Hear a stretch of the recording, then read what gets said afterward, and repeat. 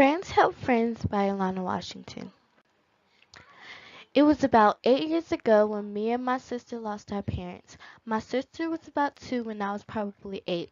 Me and my sister and my Aunt G were sitting on the couch watching the news. Me and my sister weren't really watching the news. We were waiting for our parents to come get us. In the corner of my eye, I saw my aunt jump in shock.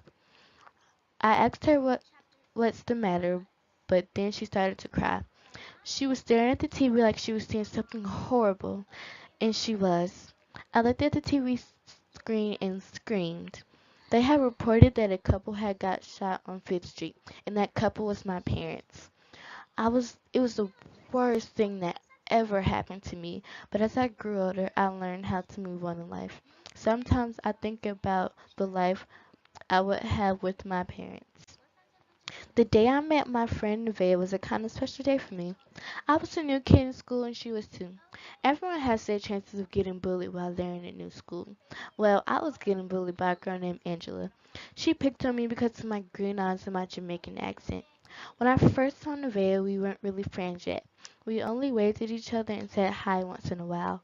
One day she invited me over to her house. So after school, I walked home to change my clothes and put my homework away. Can I go to a friend's house today? I got into the kitchen. Sure, go ahead, my Aunt G yelled back. I walked out the door heading to Nevaeh's house. When I go to Nevaeh's house, I ring the doorbell. Nevaeh came to the door. I saw a little girl in the corner and she looked kind of scared. Hi, said Nevaeh. I said hi back. I was kind of shy because I had never been to her house. After we had that conversation, we talked for a few hours. She told me about how she was getting bullied. I was in my feelings when we were having that conversation. I was getting bullied, but I didn't tell her the whole truth.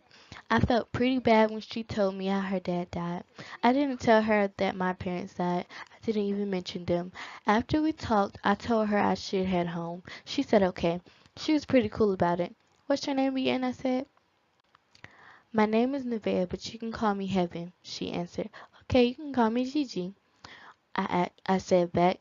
I waved and walked off her porch. The next day, me and Nevaeh walked to school together. We were a little late since we both lived far away from the school. When we got into the school building, I saw Chanel and Jessica by their lockers, so I walked over there to talk to them. I saw Angela from the corner of my eye. She was the girl that was bullying me. Nevaeh went with some of her friends. Then out of nowhere, a girl with long blonde hair stepped in front of Nevaeh. I think it's the girl that Nevaeh said bullied her. I tried to go over there to see what was going on, but Angela pushed me against the lockers. I shoved her arm back. I hate when she tries to fight me.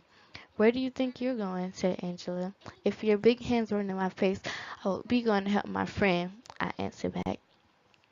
Oh, so the Wicked Witch found a friend, said Angela. I saw Nevaeh run into the bathroom. I pushed Angela out of the way and followed Nevaeh into the bathroom. I called out her name so she could know it was me. I opened up the stall that she opened up the stall that she was hiding in. What's wrong? I say. Then she tells me what happened between her and Emily. I wanted to tell her that I was going to help her, but she looked like a person who could fight her own battles. I felt bad, so I invited her over to my house. I was going to ask Nevaeh if she wanted to walk home with me, but she looked like she needed her space. See you when you come over, I said. She nodded her head. When I got home, I went straight upstairs. I cleaned up a few things in my room and wrote in my journal. After that, I ran back downstairs into the kitchen.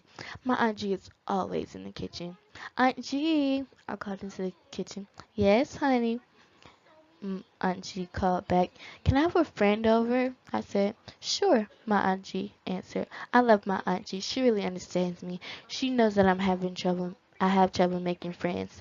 I haven't really told her that I'm getting bullied, and I don't plan on telling her any sooner. I walked out to the kitchen. I walked out the kitchen, went upstairs, and went into my room.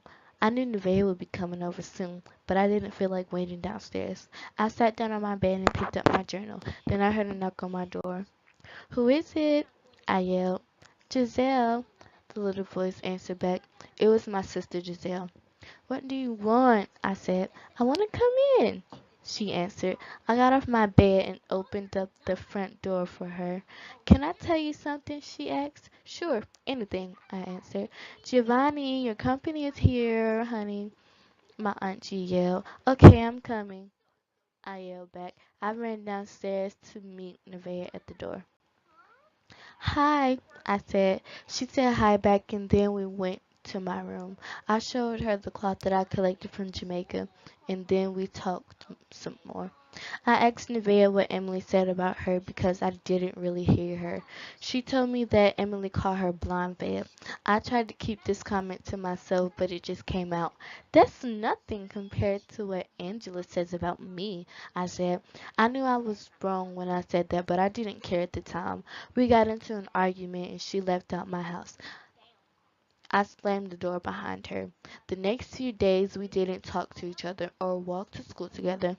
I didn't I really didn't care about us not talking anymore, but I was the one who started the whole thing and I wanted to apologize. So after a few days, I told her sorry and invited her over for dinner. I wanted to ask her could we walk home together, but she looked like she needed her space, so I walked home alone. When I got home, I did what I usually do. I changed my clothes and wrote in my journal. Then I went downstairs. Aunt G, can I ask you something? Anything, Gigi, she said. She came and sat down on the couch with me. Me and Nevaeh got into an argument, I said. Okay, said Aunt G. I invited her over to dinner, I said. Okay, she's welcome anytime, said Aunt G. I was glad Aunt G let Nevaeh come over, so later Nevaeh came over and ate dinner with us. She had some girl with her, but I didn't know her. I heard them talking, but I didn't listen to their conversation.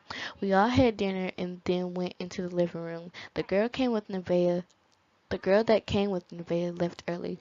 I didn't get to catch her name. I apologized to Nevaeh for the second time. She asked me why I even started comparing the two of us. I told her I was going through a tough time with no one to turn but to be honest, I didn't know why I started to complain. We talked for a few hours and then we both fell asleep. The next day we walked to school together. I was proud I got my friend back. When we got into the school, I went over to Chanel and Jessica.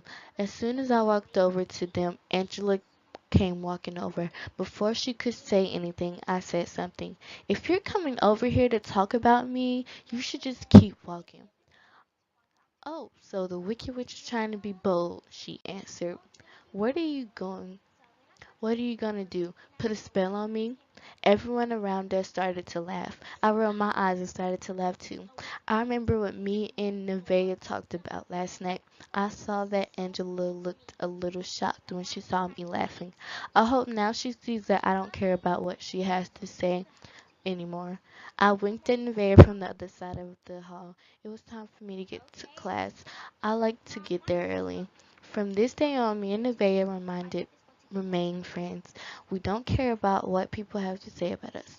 We know it's just scars to our beautiful. We even pick on each other sometimes, but after all we do is laugh.